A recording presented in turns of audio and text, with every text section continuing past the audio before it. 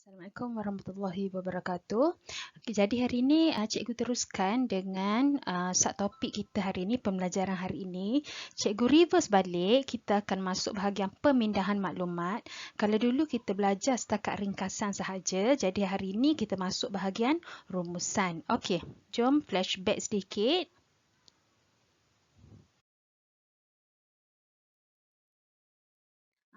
Tabel ni cikgu dah bagi hari tu masa kita bincangkan mengenai ringkasan. Awak boleh review balik lah, preview balik, tengok balik ya. Okey, so kita tekankan bahagian rumusan. Yang penting adalah jumlah perenggan yang pertama. Jumlah perenggan ni sama ada 1 atau 3 perenggan sahaja yang kita perlu buat. Okey, kalau nak buat 3, buat 3. Kalau nak buat 1, buat 1. Tak ada masalah. Tapi kalau nak buat dua atau 4 tidak dibenarkan lah. Okey, ini memang format dia. Kemudian satu lagi, jumlah perkataan yang kita gunakan hendaklah tidak melebihi 100 patah perkataan. Yang ni wajib sebenarnya. Okey, rumusan. Okey, ada 4 langkah dalam menulis rumusan. Okey, yang pertama yang perlu kita lakukan adalah baca dan fahami maksud keseluruhan petikan. Yang kedua, menulis pendahuluan. Maksudnya bila kita dah baca petikan tu, automatik kita dapat dah gambaran secara kasar petikan tu nak cerita pasal apa. Okey, then lepas dah tulis pendahuluan, kita terus kenal pasti isi-isi tersurat. Okey, isi tersurat ni biasanya dalam satu perenggan kita akan dapat 2 isi tersurat. Maksudnya macam ni, isi tersurat tu isi utama satu lagi ayat adalah ayat untuk menyokong isi tersurat tersebut. Okey? Kemudian isi tersurat ni kita hendaklah gabungkan dengan gunakan penanda wacana atau kata hubung. Penanda wacana ni seperti selain daripada itu, oleh itu, kata hubung macam dan, atau, dengan, untuk. Itu maksud guna penanda wacana atau kata hubung. Maksudnya kita tak perlulah melerik-lerik kan. Terus straight to the point.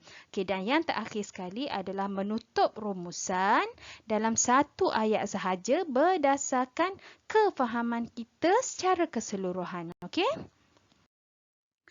Okey, tengok dekat sini. Ini adalah pada unit 8 dalam buku teks awak. Muka surat 148. Okey.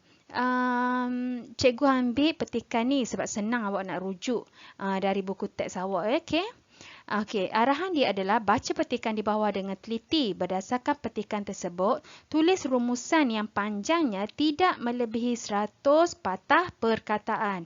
Sebenarnya dekat arahan ni, dia dah bagi format. Format yang kita mungkin terlupa. Tak lebih 100 patah perkataan. Okey, kemudian anda digalakkan menggunakan ayat sendiri tanpa mengubah maksud asal petikan. Okey, yang arahannya ni maksud dia macam ni. Kalau kita jumpa isi tu, kita nak ubah suai sedikit ayat tidak mengapa. Tetapi hendaklah masih merujuk kepada isi yang sama. Tak adalah terpisah jauh, okey? Okey, jom kita baca petikan ni bersama-sama. Cikgu baca secara keseluruhan sajalah. Kalau bacaan yang detail, awak boleh refer buku teks. Okey, perenggan pertama. Kita sering mendengar peribahasa yang berbunyi, bulat air kerana pembetung, bulat manusia kerana muafakat. Peribahasa ini menyarankan kita agar saling bekerjasama dalam melakukan sesuatu perkara. Sesungguhnya, banyak manfaat yang kita peroleh dengan bekerja sama. Okey, bila kita dah baca perenggan pertama ni, sebenarnya kita dah boleh mendapat gambaran kasar bahawa keseluruhan petikan ni nak menceritakan mengenai manfaat bekerja sama. Okey, so teruskan lagi bacaan. Betul tak? Manfaat bekerjasama tu. Okey, perenggan kedua. Dengan bekerjasama, kita dapat menjimatkan tenaga dan masa. Hal ini dikatakan demikian kerana sesuatu pekerjaan itu disiapkan bersama-sama oleh anggota masyarakat. Bak kata pepatah, berat sama dipikul, ringan sama dijinjing. Sebagai contoh, kebersihan kawasan kediaman dijaga oleh setiap anggota masyarakat. Oleh hal yang demikian, kerja yang menjadi ringan, kerja yang berat menjadi ringan, kerja yang susah menjadi mudah. Okey, habis perenggan kedua. Perenggan kedua ni dia nak menunjukkan bahawa setiap anggota masyarakat dalam suatu komuniti tu saling tolak ansur bekerjasama antara satu sama lain. Apa yang susah makan menjadi mudah. Okey? So betul lah tadi. Cikgu punya andaian bila baca perenggan pertama tu bahawa petikan ni menjurus kepada manfaat bekerja sama.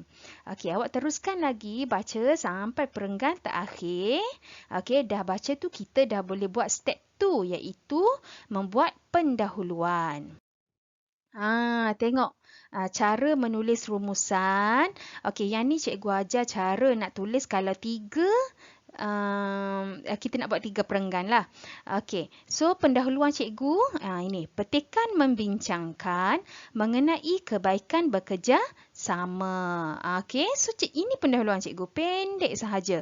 Okey, kemudian langkah ketiga kan kita kena kenal pasti isi tersurat dan juga isi tersirat. Okey, tengok pendahuluan cikgu cuma 5 patah perkataan sahaja. So nak cukupkan 100 lebih kurang. Maknanya lebih kurang 100 kena ada 95 patah lagi. Kalau tak cukup tak apa. Okey.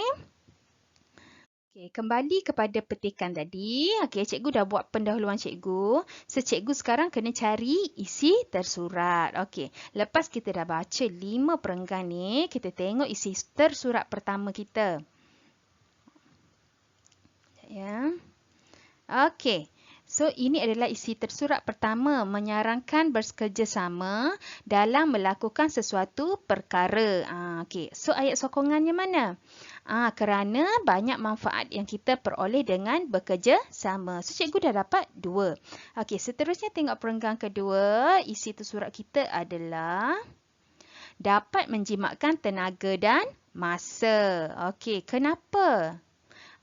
Kerana sesuatu pekerjaan tu dapat disiapkan bersama-sama. Okey, so dah 4 isi tersurat. Ayat yang di belakang ni yang berat sama dipikul, contoh, itu adalah huraian kepada isi tersurat yang garis warna hijau tu. So kita janganlah ambil huraian tu. Bila dikatakan rumusan, kita ambil poin penting sahaja. Huraiannya bukan sesuatu yang kita kena ambil. Kita ambil isi penting sahaja. Okey, perenggan ketiga. Okey, dapat meringankan beban jiran tetangga. Okey, ayat sokongan dia mana? Dengan menubuhkan persatuan penduduk di sesebuah kawasan. So, ayat yang kedua, yang garis purple ni akan menyokong isi tersurat yang ketiga. Yang ketiga lah, yang perenggan ketiga ni. Okey, seterusnya untuk perenggan keempat. Okey, isi tersurat kita adalah mengeratkan hubungan silaturahim sesama anggota masyarakat. So, macam mana tu? Dengan mengambil berat tentang musibah yang menimpa orang lain. Okey, so ayat lain yang panjang-panjang ni adalah penerangan kepada ambil berat kepada hubungan silaturahim tadi. So kita tak payahlah ambil dia punya ulasan tu. Kita ambil poin penting sahaja. Okey, dan last sekali, perenggan terakhir, nilai yang baik ini mestilah diamalkan oleh setiap anggota masyarakat. Okey, so mana ayat yang menyokongnya? Dekat sini, agar kehidupan yang aman dan harmoni dapat dikekalkan. Okey, so kita dah ada 10 isi. Okey, dengan kata lain 5 isi tersurat dan 5 lagi ayat yang menyokong isi tersurat tadi. Okey, dah dapat ni. Okey, kita boleh terus buat rumusan ataupun awak boleh listkan dekat tepi ke 10 ayat yang kita gariskan tadi. Okey? Okey, then tengok rumusan kita. Okey, tengok dekat sini rumusan. Okey, yang tulisan warna kuning ni adalah pendahuluan yang cikgu buat tadi. Okey, kemudian kita ambil ayat yang pertama tadi. Kehidupan bermasyarakat mengajar kita untuk saling bekerjasama dalam melakukan sesuatu perkara. Okey, dekat sini cikgu gabungkan isi tersurat pertama dengan isi tersurat yang kedua tadi. Okey, teruskan lagi. Okey, ambil isi tersurat yang ketiga. Ini kerana banyak manfaat yang akan diperolehi lantaran sikap ini. Di antaranya dapat menjimatkan tenaga dan masa dengan menyiapkan sesuatu kerja itu bersama-sama. Selain itu, beban jiran tetangga juga dapat dikurangkan dengan menubuhkan persatuan penduduk di sesebuah kawasan. Hubungan silaturahim juga dapat dieratkan dengan mengambil berat tentang musibah yang menimpa orang lain. Tengok ayat yang last ni, dekat perenggan kedua ni.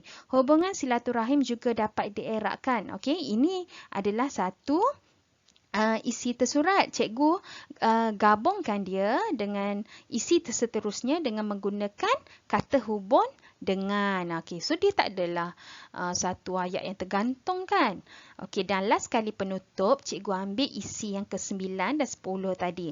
Okey, kesimpulannya, kan penutup kan, so kita buatlah. Kesimpulannya, nilai yang baik ini mesti diamalkan oleh setiap individu. Okey, tu ayat yang ke-9 tadi. Agar, cikgu sambungkan ayat tu dengan menggunakan kata hubung agar kehidupan yang aman dan harmoni di negara tercinta dapat dikekalkan. So, habislah kita punya rumusan. Simple sangat-sangat. Okey, cuma awak kena kenal pasti isi tersurat, isi kemudian ayat yang menyokongnya, kemudian terus buat rumusan. Okey, yang ni cikgu buat tiga perenggan. So, kalau kita nak buat satu perenggan, kita tak perlulah asingkan ni. Dah siap semua, kira satu-satu.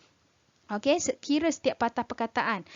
Petikan 1, membincangkan 2, mengenai 3, kebaikan 4, bekerjasama 5. Okey, dan terus kira. Last kali cikgu dapat cikgu punya rumusan 90 patah perkataan sahaja.